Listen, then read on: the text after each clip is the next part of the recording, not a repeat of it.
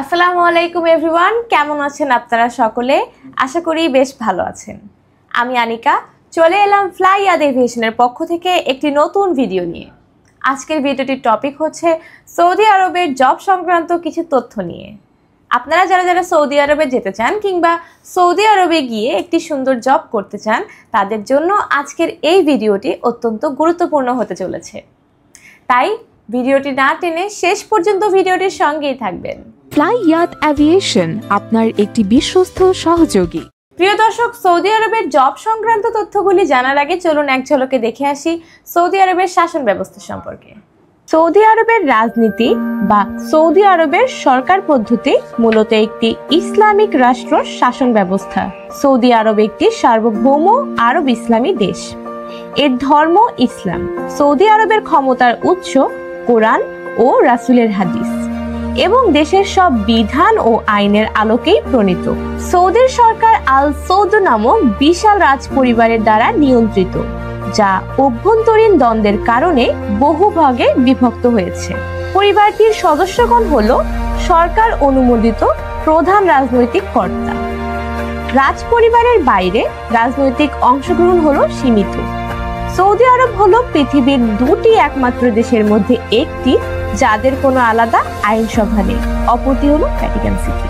Saudi আরবের আইনি ব্যবস্থা শরিয়া ইসলামিক আইনের উপর ভিত্তি করে কুরআন এবং ইসলামের নবী মুহাম্মদ সাল্লাল্লাহু আলাইহি ওয়াসাল্লামের সুন্নাহ থেকে প্রাপ্ত। মুহাম্মদ সাল্লাল্লাহু আলাইহি ওয়াসাল্লামের মৃত্যুর পরে ইসলামী পণ্ডিতদের মতৈক্য শরিয়ার উৎসের অন্তর্ভুক্ত। বর্তমান সৌদি আদালত ব্যবস্থাটি বাদশাহ আব্দুল আজিজ দ্বারা তৈরি করা হয়েছিল, যিনি 1932 সালে সৌদি আরব রাজ্য প্রতিষ্ঠা করেছিলেন এবং 1927 সাল থেকে 1960 সালের মধ্যে পর্যায়ক্রমে দেশে প্রবর্তন করা হয়েছিল। এতে সাধারণ এবং সংক্ষিপ্ত শরিয়া আদালত রয়েছে, যার সাথে মোকাবিলা করার জন্য কিছু প্রশাসনিক ট্রাইব্যুনালও রয়েছে। সৌদি আরবের রাজধানীর নাম রিয়াদ, এর মুদ্রার নাম হলো রিয়াল। প্রিয় দর্শক, এতক্ষণ আমরা দেখলাম সৌদি আরবের শাসন ব্যবস্থা কেমন বা সৌদি আরব দেশটি কেমন।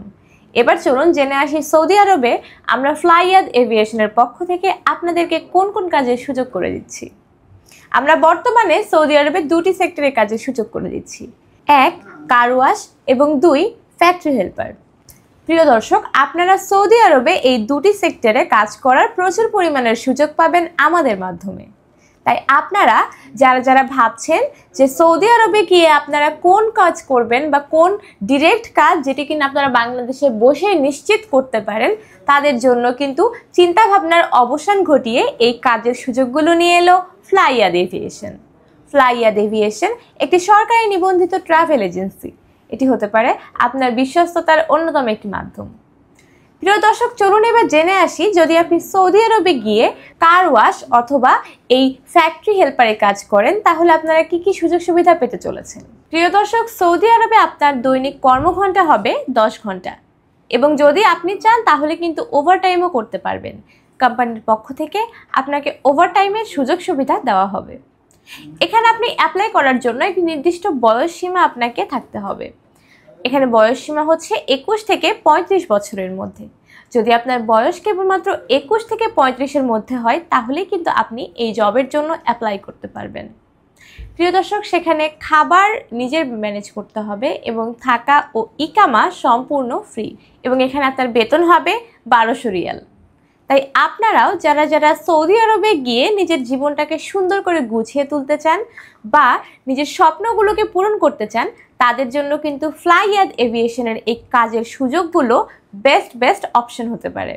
তাই আপনারাও আর দেরি না করে চলে আসুন আমাদের অফিসে এবং আমাদের অভিজ্ঞ কনসালটেন্টদের সাথে কথা বলে আপনার মূল্যবান ফাইলটি প্রসেসিংয়ের জন্য জমা দিন। প্রিয় দর্শক, চলুন এবার জেনে নেই যে আপনার ফাইল জমা দেওয়ার ক্ষেত্রে কি কি ডকুমেন্টস প্রয়োজন হবে। প্রথমেই প্রয়োজন হবে আপনার অরিজিনাল পাসপোর্ট। পাসপোর্টের মেয়াদ কমপক্ষে 2 বছর থাকতে হবে।